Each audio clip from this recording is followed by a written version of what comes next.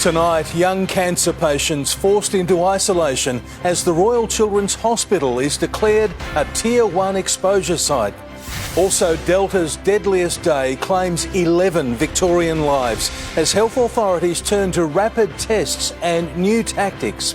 Schools in our north and west forced to close after students test positive on day one back in class. Daniel Andrews rejects calls to step down over corruption questions. Children targeted in a social media trap, bombarded and brainwashed as soon as they sign up.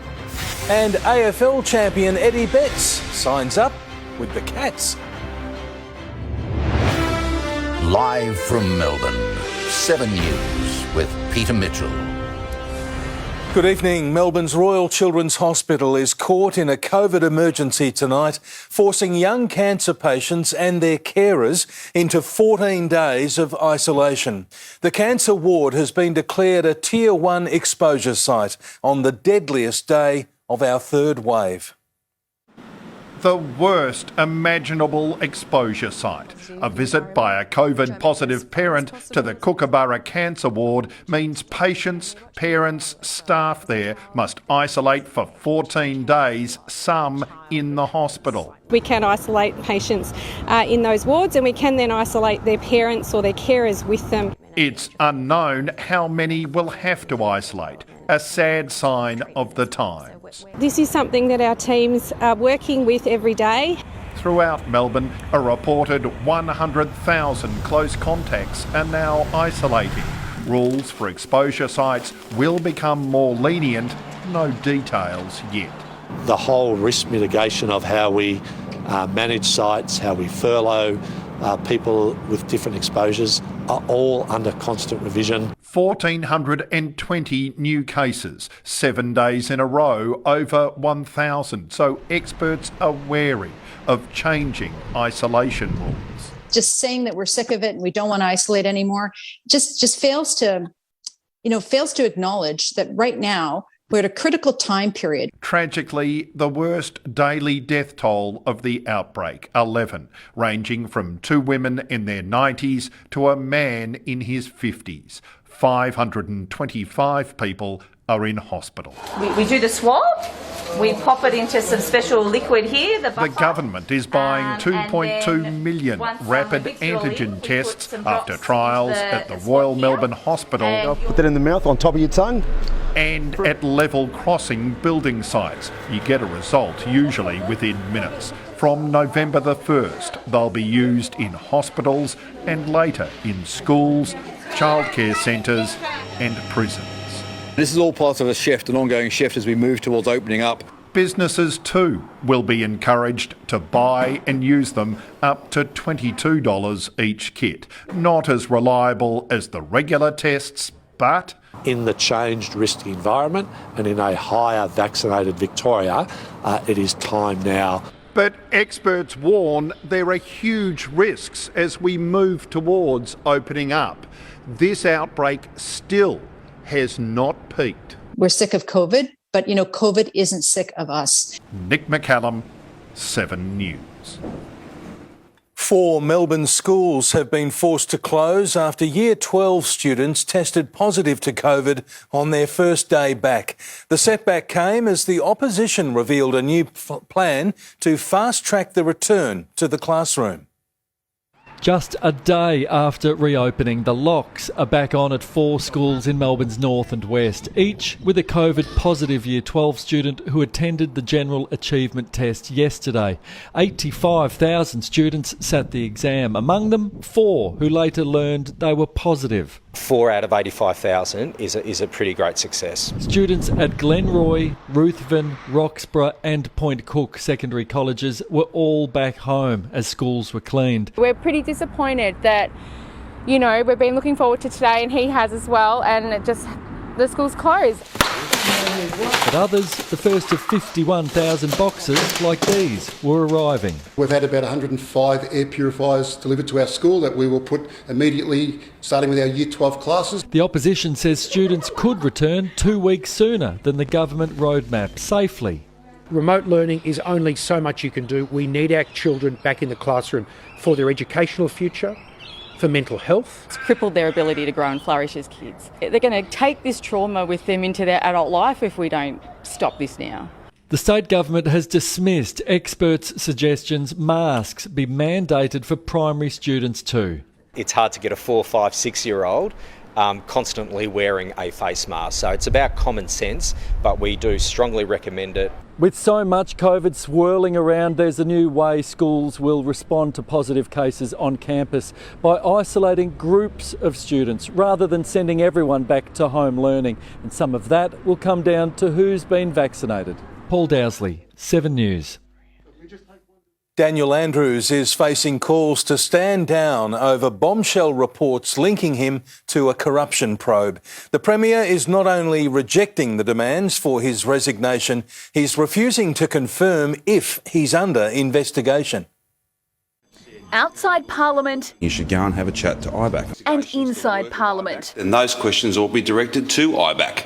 The Premier refused to confirm if he's being investigated by the state's anti-corruption watchdog. Are you prepared to say? Absolutely not. In 2016, a workplace agreement battle between the United Firefighters Union and the CFA ended with the resignation of then Emergency Services Minister Jane Garrett. And while IBAC has been investigating the matter since 2019, there are now bombshell reports they're also looking into what role the Premier played. The facts are these. We negotiated in good faith. We got an enterprise agreement. We reformed our fire services. The Premier in New South Wales has just stood down for being investigated by a corruption commission. Now he's being investigated and he refuses to stand down. Gladys Berejiklian returned to work today, her electorate office a shrine to the former Premier. I just want to say again a big thank you to everybody. It's been enormous comfort to know people care. IBAC isn't confirming if Daniel Andrews is being investigated, saying as a matter of practice it does not comment on whether it has a complaint or investigation before it. In the case of IBAC here, there is actually no hard evidence yet available as to what they're looking at or what, if any, role Mr Andrews has to play in it. Questions around IBAC won't disappear quickly for the state government. A probe into branch stacking and former Minister Adam Somyurek will begin on Monday. Chanel Vella, 7 News. A COVID-positive woman who travelled from Victoria has been targeted in South Australia. The mother of four's car was torched just days after her infection resulted in new restrictions being imposed. None of the family was home at the time of the suspected arson attack in Mount Gambier. Hundreds of Victorian police officers could be forced off work as they fight new mandatory vaccine rules. Tegan Doling has tonight's developments, and Tegan, they're set to take legal action. Mitch, more than 200 Victoria Police members and staff have formed to create their own union. Now, they are angry at Victoria Police's stance on mandatory vaccinations. These members, lobbying under the Queensland-based Red Union, say there hasn't been enough consultation. Now, over the next few days, Victoria Police is expected to announce its policy on mandatory vaccinations, while today the Lord Mayor announced her own vaccine crackdown. The Lord Mayor handing out $1,000 vouchers to newly vaccinated Melburnians, and their benefits don't end there. They're also allowed into City Council sites like the Town Hall and State Library. Anyone visiting a City of Melbourne premise, that the expectation is that they will be fully vaccinated. From November 5, unvaccinated visitors or council workers will be banned. I think it's great. I think everyone should definitely get vaccinated. It keeps everyone safe. I understand the hesitancy to get vaccinated, but at the end of the day, if we're not vaccinated, we're putting massive pressure on our healthcare system. Getting vaccinated isn't just about you, it's about the community. The council is looking at ways it can still offer its facilities to people who choose to not get vaccinated, including staggered start times and outdoor services. Food giant SPC also mandated the vaccine for its 450 workers. It's been cleared by WorkSafe after concerns it didn't properly consult staff. We just want to get on with it, make sure everybody gets their vaccinations, and we can open up and continue to operate. No Australian can be forced to be vaccinated. Most employers will be able to require most employees to be vaccinated as a condition of employment. And a condition of entry. Tegan Doling, 7 News. A rogue Porsche driver who was jailed is suffering post-traumatic stress, according to his lawyer. Estelle Griepink is following the case, and Estelle, his lawyer says his client needs help. Mitch, he's said to be traumatised after witnessing and then filming the awful scenes of the Eastern Freeway tragedy. In a court hearing today, Pusey's barrister claimed he needs ongoing treatment for what he saw that day. He filmed the police members as they died and taunted them as he walked around the scene. The 42-year-old appeared briefly over video link from jail this morning. He'd been arrested on stalking charges 3 weeks after being released from prison. He'll be back in court next week. Mitch. Estelle Griepink, thank you. A major industrial relations fight is brewing, with unions planning a big push for workers' rights when we come out of lockdown. They're targeting companies that made huge profits in the pandemic but rely on casual workers with no leave to fall back on. A union warning the end of lockdown will see the start of their ramp up. We're turning up the heat on both employers and politicians. Australians have had enough. Campaigning against the casualisation of the workforce, targeting companies that have profited during the pandemic, demanding permanent jobs, using all its weapons. Whether that be social media campaigning, whether that be protests, whether that be consumer action. Families are split, loved ones are in hospital, and the union movement's response to that is disorder, chaos. Are you kidding me? Believing thousands of job vacancies will be filled once lockdowns and COVID disaster payments end. As soon as we can get those borders opening, the better for the national economy. The union's campaign isn't just post-pandemic, it's also pre-election, attacking the Morrison government's record and pressuring Labor for jobs reform if it wins. Anthony Albanese today backing the tourism sector. We need to provide ongoing support whilst this industry gets back on its feet. As travel agents get a leg up, $10,000 per shopfront in additional support. Little comfort, though, for those trying to keep tourist attractions on the road. This is an industry that aren't getting visitors. Hit by the pandemic bus. Mark Riley, 7 News. Facebook has been branded morally bankrupt during explosive hearings in the US.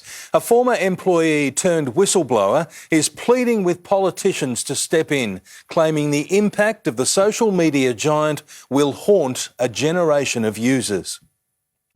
Frances Haugen lays siege to the social media fortress that once employed her. It's because they have put their astronomical profits before people. Facebook is stuck in a feedback loop that they cannot get out of. The 37-year-old data scientist quit Facebook in May after she'd armed herself with thousands of internal documents.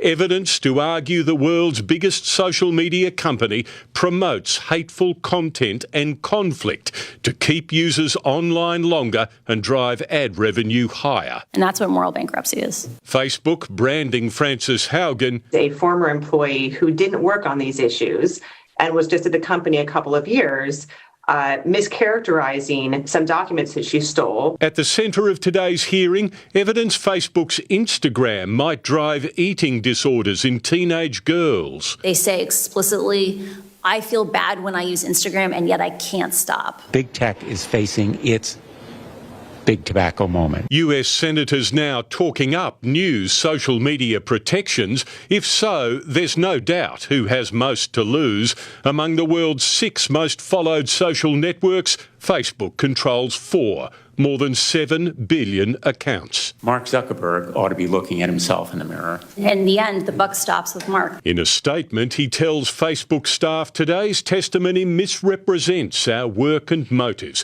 It's just not true. Profit is prioritised over safety, claiming as well everything we build is safe and good for kids. In the United States, Tim Lester, 7 News. Generous Victorians have reached out to help a Gippsland family in desperate need. They were struggling to transport their sick little boy to and from hospital before their prayers were answered. 14 months old and in the fight of his life, it's only fitting Logan Goldfinch was born to be a superhero. Look, Logie, super baby. Hey, you got your cape. Doctors found a rare neuroblastoma tumour on his adrenal gland. The odds of survival are 50-50. Yeah, we're hanging on to that 50 for sure. The young family now staring down an 18-month cancer battle. Dad Shane is a police officer in the Latrobe Valley, and along with his fiancée Alyssa, they've been using 2 cars to transport Logan and his equipment for treatment in Melbourne, and it's a 2-hour round trip. Which is hard because there's not somebody sitting in the back trying to look after him. But within minutes of their heartfelt plea airing on 3AW's Neil Mitchell program, the offers to help flooded in. We'll provide them a vehicle that gives them some comfort, some safety, and I think they really wanted an SUV or a people mover, so we'll be able to help them with that. It's that little extra help that makes it easier, makes him more comfortable. Logan's parents are unable to work while caring for him, but a GoFundMe page, which has so far raised close to $50,000, will go a long way to helping. One of the important parts of any support for anybody is to know that they're not alone, they're not an island, and there's a lot of support in the community. We're so grateful. We don't have words, thank you so much. Thank you, everybody. And with one less burden, they can now focus on their precious boy. Sonia Marinelli, 7 News. Good luck with that. It has been an active day at the AFL trade table. Tim Watson, there's been plenty of wheeling and dealing. Yes, Mitch, the Premiers have landed their first blow. Let's head to Chief Football reporter Tom Brown. And Tom, a saint has just become a demon.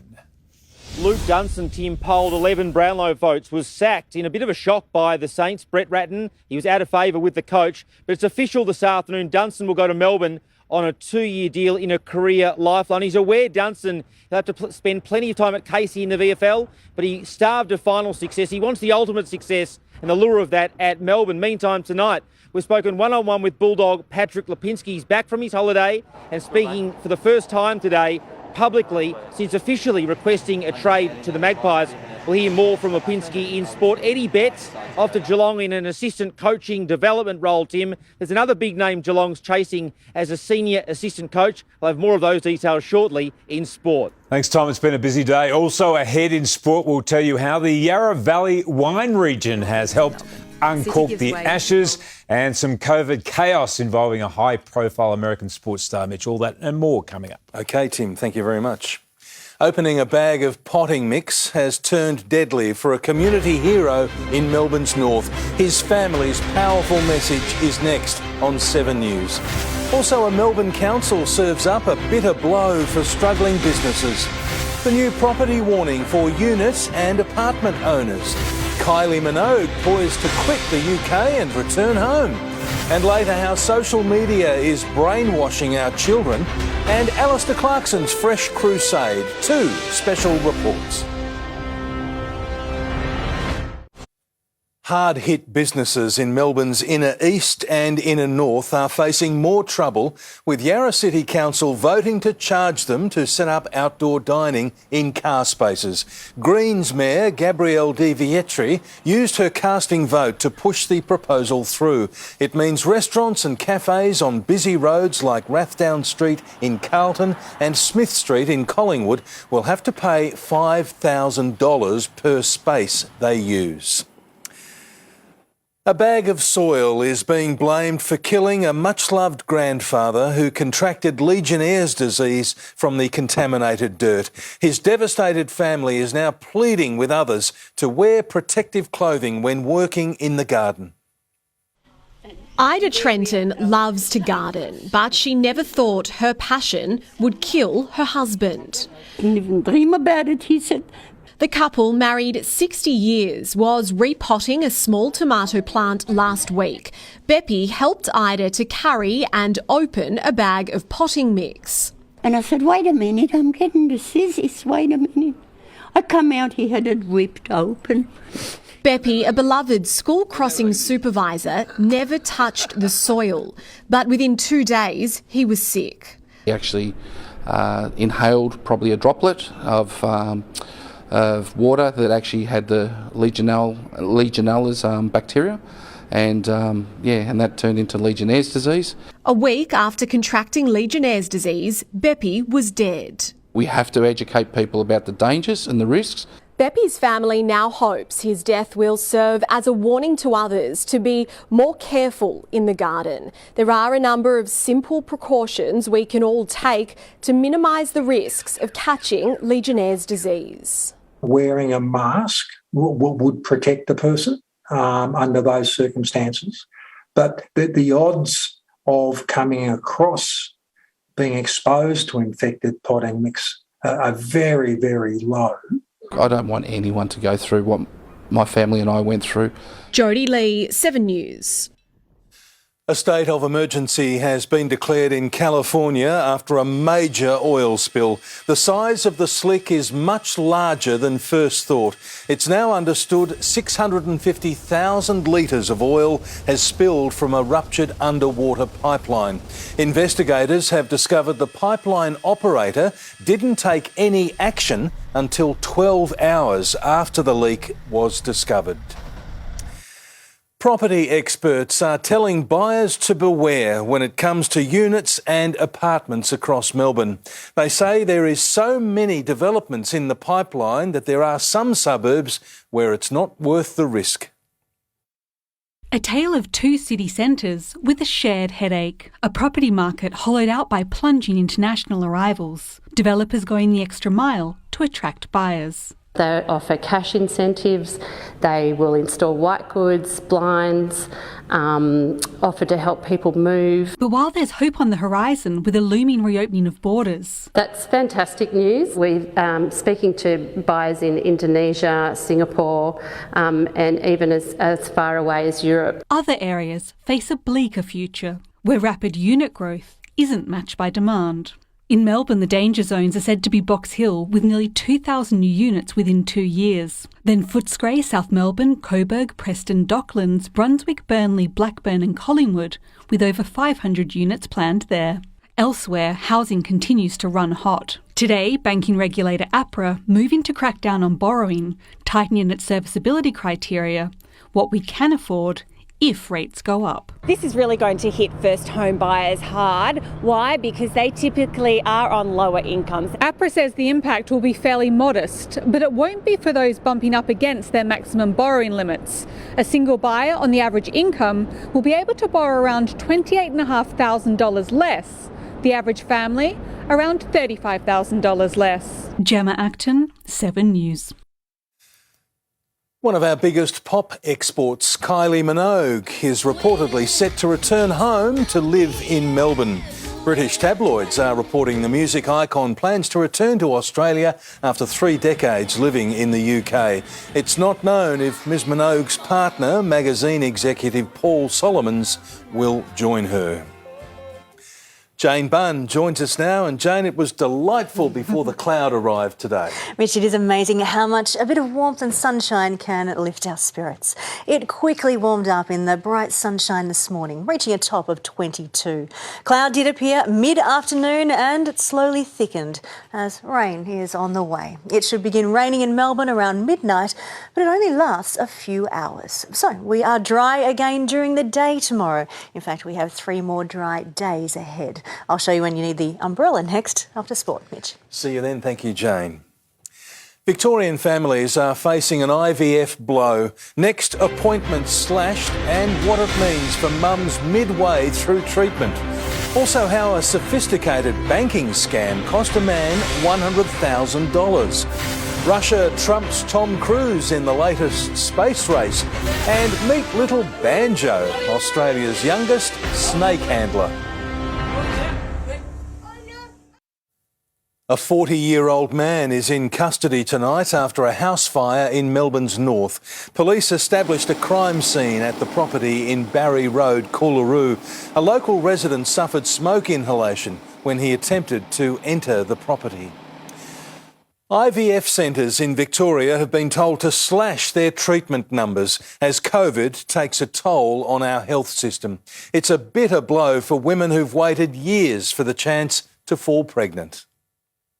Emily Revere has been through back-to-back IVF cycles since the pandemic began. She says she can't afford to stop now. We don't have the luxury of time. But the 37-year-old's clinic has been told it will have to cut the number of patients wanting IVF treatment by half. In our clinic alone, 200 patients may miss out a month, and if we look at all the other clinics, that might actually mean thousands of patients a month. Leaving doctors with an impossible choice. It means, do we let the 32-year-old go forward with her treatment, or do we let the 42-year-old go forward with her treatment?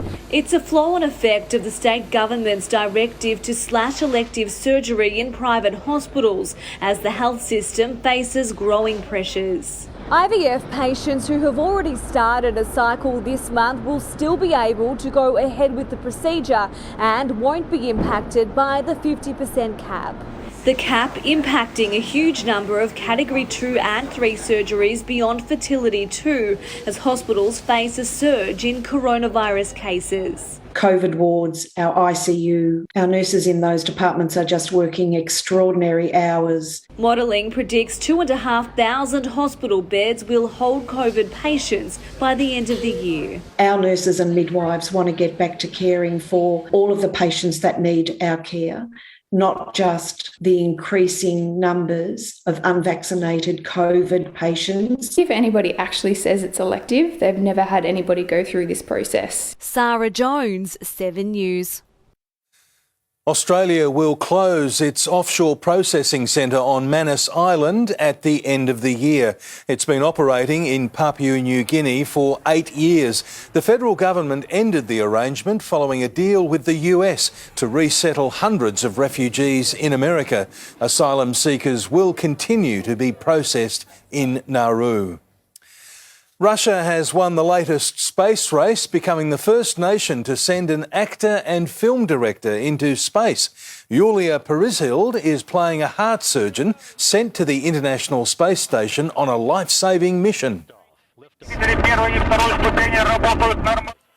The actor and director will be on board the space station for 12 days. It means Russia has beaten Hollywood and Tom Cruise to the idea of shooting a movie in space.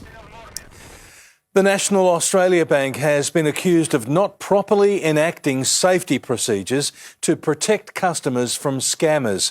A man robbed of $100,000 claims NAB didn't do its due diligence. Sanjay Joseph had just bought a property when he received an email asking him to transfer nearly $100,000 to secure his purchase. From the conveyancer saying, basically, as you're aware, your settlement is due on this day, you owe this many dollars, this many cents. Only to discover he'd been scammed. The seller's conveyancer hacked, his bank NAB declaring it couldn't help. Clearly, they'd never verified the identity of who was behind that account. A spokesperson for the bank stating, "We're committed to preventing cybercrime and fraud and invest heavily in cybersecurity and fraud detection capabilities." If you transfer the money, you are responsible. Getting the money back will be incredibly difficult. But Sanjay insists NAB didn't follow standard procedure for transactions over $10,000. It went through uninhibited. It just seems that all the processes they may claim they have in place weren't followed. Nationally, cybercrime has increased by 13% during the country's lockdowns. The Australian Cybersecurity Centre receiving one report every 8 minutes. The scammers play into the situation that they think, OK, there's a lot of people at home. Sanjay adamant NAB could do more to protect its customers. I think they may say that they have the processes in place, but I don't think that they're properly enforcing them. Isabel Mullen, 7 News. They certainly do teach them young in the top end. Meet little Banjo, the son of Northern Territory-based croc hunter Matt Wright, who's a snake handler in his own right. Quick, pull him over in the bushes. Go, pull. Quick, pull him out. The Instagram video has been viewed almost 400,000 times. Melbourne children are being targeted on social media and bombarded as soon as they sign up. Next, what parents need to know. Also, former Hawks coach Alistair Clarkson's new footy crusade, a 7 News exclusive. And the rule change bringing relief to Victorian pet owners.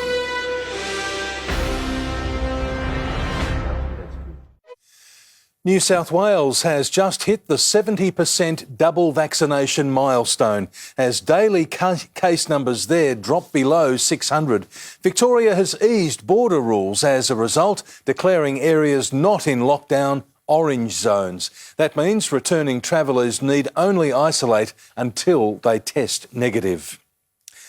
Melbourne children are being bombarded with dangerous misinformation on social media. A new study has revealed platforms like TikTok are spreading fake COVID news as soon as children sign up. This is what our children are seeing on the world's fastest growing social media platform.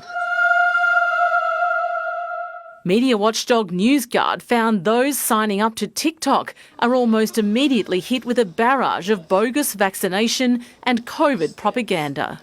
I was a little bit horrified about how frequently it happened and how easily it happened. Of the 9 children recruited for this test, 8 were hit with COVID untruths within the first half hour. COVID-19 vaccines kill people, that the vaccines are fake, that they contain ingredients that they don't include. Dangerous messages aimed at the young and vulnerable. We know that kids as young as 9 are on social media, including TikTok, and we do know that there's a huge amount of misinformation. Getting my taste and smell back after 2 months of COVID. Any engagement with the content triggers the site's algorithms. Just keep getting shown similar content. TikTok removed more than 30,000 videos containing COVID misinformation over just 3 months.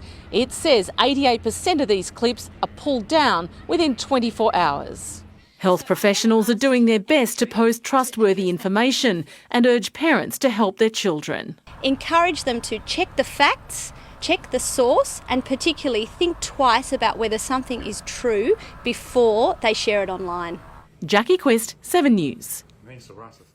Victorians who find lost pets will be able to take them to a vet clinic or animal shelter instead of relying on authorised officers at local councils. This is just expediting the process, as I said, making it sort of a lot more straightforward, a lot less problematic for owners and pets. Around 665,000 dogs and 215,000 cats are registered in Victoria. Major changes to lending rules have had a huge impact on the local stock market. Time now for a check with Gemma Acton. Thanks, Peter. A promising start to the day evaporated just before lunchtime, with the ASX 200 eventually closing 42 points lower at 7,207. APRA's move to tighten home loan lending caught bank investors off guard, with the Big Four all finishing lower. Bitcoin has looked past recent wobbles in global shares to reach its best level in a month, while oil has taken another leg higher. And to put in some perspective why banking regulator APRA today made its first move to tighten lending criteria, this chart shows the rapid recent increase in new home loan borrowing, particularly in the past 2 years. Peter.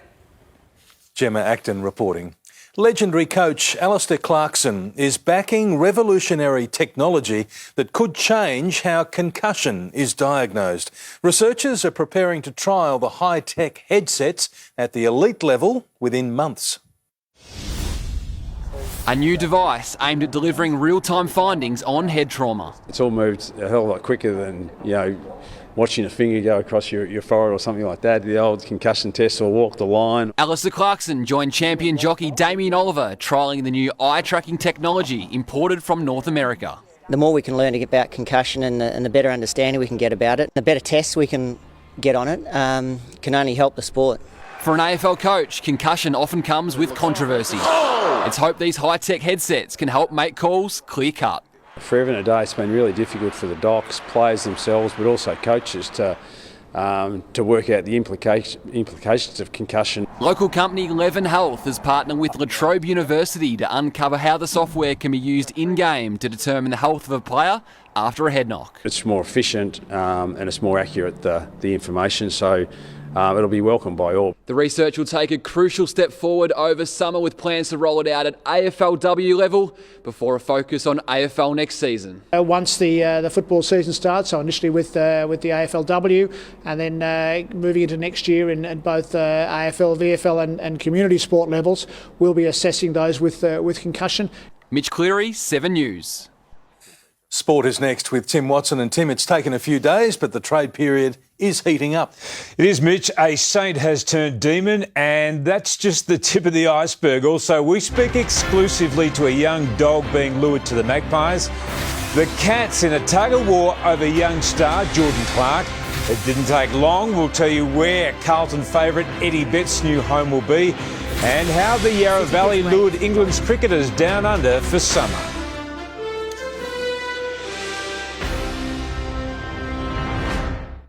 Welcome back. The biggest move on day 3 of the trade period happened off the field. Returning to Chief Football reporter Tom Brown. And Tom, Eddie Betts is on the move. Eddie Betts is going to Geelong in a fairly shock move, Tim. He's going there as a development coach. He'll obviously reunite with his great mate Patrick Dangerfield. Betts will start that role in January. It's a big move off-field by the Cats. What Geelong's trying to do at the moment, Tim, I understand, is extend Chris Scott and get some new influential voices around the highly decorated senior coach in assistant coaching roles. One of those people they're targeting, I've reported today, is Dean Solomon, who's highly regarded. Moving to Collingwood tonight, they're hoping to land Patrick Lipinski, the Bulldog, in a Moneyball type situation with a pick as low as 58. Lipinski's highly regarded, played over 10 games this season. I spoke to him one-on-one when he returned from his holiday on the Gold Coast this afternoon. Arriving back from the Gold Coast, Patrick Lipinski still officially a Bulldog. This time next week, he'll have new Magpies luggage. Yeah, I have requested a trade to the Pies, so hopefully that goes through over the next week or so. Amazing club, so just hopefully it all works out, and yeah, really excited to get there when it does. Restricted to 11 games this season, Lipinski selected Collingwood for opportunity. Midfield and on the wing and a bit of forward, so yeah, looking forward to it if it happens. And despite the Western Bulldogs offering a 3-year deal, there are no hard feelings with Luke Beveridge. Yeah, it went really well. There was probably a bit of a understanding that it might be a chance to happen, and obviously I decided to go that way, and I think I'll be leaving on pretty good terms with everyone. Luke Dunson's career lifeline official, the discarded Saint signing a 2-year deal with the Premiers. I guess that's what probably everyone will start talking about is, why have I picked Melbourne? I won't get a game, that type of thing. Starved of finals experience, the prospect of ultimate success played a big role. Dunson explaining his comment, Brett Ratton didn't rate him. All I said was just purely on a footy basis that I don't think he rated me, which is fine, and if it tries to get taken out of context, so be it. But, there's definitely nothing personal there. We got along well. Tom Brown, 7 News. Geelong has emerged as a key player to helping get deals done in the trade period. Mitch Cleary is live with the latest. So, Mitch, they've been driving hard too to steer another top 10 pick. Tim, Geelong speedster Jordan Clark wants to join Fremantle on a 4-year deal, but the Cats aren't going to make it easy. The West Australian has a deal for the Cats for next season, and his move appears to be reliant on the Dockers landing pick 19 from the Gold Coast or Adam Cerra's move to Carlton going through first. Both the Cats and the Dockers admitted they had made ground on the move today. It'd have to be a good deal for us to let him go, but that's all being worked through at the moment. There would have been an understanding that if pick 8 came our way, that something else would go with Jordan. At the appropriate time, I think I'm quite confident that we'll be able to come to an arrangement with Geelong. Meantime, Port Adelaide ruckman Peter Adams met with Hawthorn in recent days, but tonight all parties believe he is set to choose Sydney as his preferred home for next year. He does have a deal with the Power, but has been told to explore his options. And finally, the other move of the day, Greater Western Sydney forward Jeremy Finlayson officially moving to Port Adelaide, a 3-year deal in exchange for a future third-round pick. Tim? Thanks, Mitch. This summer's Ashes will go ahead after England cricket stars agreed to have girlfriends, wives and children quarantine at a resort in the Yarra Valley. The 11th hour deal will save Cricket Australia $200 million, but one England great isn't happy. Victoria's Yarra Valley. Families of England players will use the region's resort facilities to quarantine ahead of the Melbourne Boxing Day and Sydney New Year's tests. Having kids, wives and girlfriends here over Christmas, an Ashes game changer, especially for England captain Joe Root. Come from having families around, especially in a pandemic. Guys are on the road for a lot longer than what tours used to go. When you're adding on quarantine, that is difficult. But it's great to see Joe's supported that, and they're going to come down. An England no-show would have cost Cricket Australia $200 million. 1981 Ashes hero and one-man Barmy Army, Ian Botham, believes England tried to hijack the series. COVID or no COVID. It's the ultimate test, and I don't know. I start to wonder maybe if some of these guys don't fancy the ultimate test. You have to start to worry about it. Aaron Finch, more diplomatic, he leads Australia to the T20 World Cup in the UAE tomorrow, only a month after he and wife Amy welcomed their daughter Esther, their first child. It's going to be probably a little bit tougher leaving tomorrow, but Amy's got it under control at the moment. She's going beautifully as a mum. Andrew McKinlay, 7 News. COVID vaccination policies are impacting one of the best players in the NBA. Brooklyn Nets star Kyrie Irving is unwilling to get the jab just 3 weeks out from the season tipping off. Players in the New York market must have at least one shot to practice or play. Irving could lose more than $400,000 per game he misses, which isn't going to hurt Patty Mills' chance of starting as the guard there in Brooklyn. Mitch, and that is sport. Good on you, Tim. Thank you very much. Jane is next with the forecast. And Jane, how's it looking tomorrow? Well, Mitch, after rain overnight, it is dry but cool tomorrow. Then it warms up on Friday and Saturday. The full details are next. Hello, tonight on the latest from 7 News, we're live as New South Wales ticks over the 70% double vaccination mark. Buenos Aires to Darwin via Antarctica, the first pictures of Australia's latest and longest COVID repatriation flight. And inside Squid Game, the controversy surrounding the newest streaming sensation. Hope you can join me for the latest from 7 News, 10:40.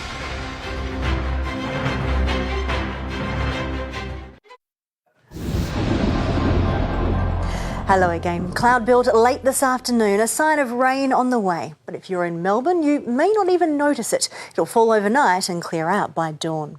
In the bright sunshine, our cold start quickly warmed up. We reached a top of 22. Cloud arrived mid-afternoon, but the rain is about 10 hours behind it. That rain begins here around midnight. Bright sunshine, warm Victoria. It was 28 up in Mildura, ahead of clouds spreading through. Now, the radar shows rain over the southwest this afternoon, but it was barely touching the ground. Now, that is increasing this evening. There's 2 millimetres and counting now in Portland. The pleasant weather came from a high moving through, but our next weather system is approaching. There's a trough and cold front with a weak link up to the tropics. Now, this one won't last long. The next high moves in later tomorrow. So rain reaches the ground over the southwest tonight. It spreads across Melbourne overnight and western Gippsland tomorrow morning. There's not much for the north or east Gippsland, and it's all dry from the afternoon. Now, this timing is great for Melbourne. The rain falls around midnight tonight and it clears by dawn. Then it is dry during the day tomorrow and on Friday and Saturday too. Including today, we'll have 4 days in a row with no wet weather, and it's warm again on Friday and Saturday. The next weather system arrives later on Saturday. Rain reaching more parts of the state, followed by widespread showers in the south in cold air with alpine snow. So we're back to chilly and wet conditions by Sunday. Around the nation tomorrow, Brisbane has clouds slowly building. It's 28. Sydney jumps up to 30 in the sunshine before a gusty cool change around 5 p.m. Sunshine continues in Canberra. Hobart, they have rain overnight, the odd shower in the morning, then sunshine. Adelaide and Perth are dry. To Victoria, by dawn, the rain is mainly over Gippsland here and it clears out during the morning. There's areas of cloud across the southwestern half of the state, but it is dry underneath. The northeastern half is sunny and it's cool tomorrow in moderate westerly winds. Closer in, rain clears around dawn, then it is generally dry tomorrow. Most of the sunshine is in the morning, most of this cloud is in the afternoon. We'll feel the cooler winds, it is only 16. A dry day on Thursday, mostly sunny then mostly cloudy. To the 8-day outlook. After that, rain clears by dawn tomorrow. It is dry for a few days until rain returns there on Saturday night. There it is. On Friday, we jump up to 21 after a cold start. There's lots of sunshine. Lots of sunshine in 23 on Saturday. The cool change is due late afternoon, early evening, showers at night. Then lots of showers moving through on Sunday when it's only 15 degrees. Still 15 for Monday, showers in the morning, then turning dry. We'll have a lovely couple of days next week, 20, then 22 again in the sunshine. So dry by dawn, but we're left with a cooler top of 16 for tomorrow. In the morning, it's mostly sunny. In the afternoon, mostly cloudy. What a wayward spring we've had so far. It is. Thank you, Jane. Now, here's what's on Sunrise tomorrow. Thanks, Mitch. Tomorrow on Sunrise, the best mobile for your buck. The ultimate consumer guide comparing phones, features and price from as little as $200. See you in the morning, Melbourne. And that's the way it is this Wednesday, the 6th of October. Thanks for your company. For now, from the 7 News team, good night.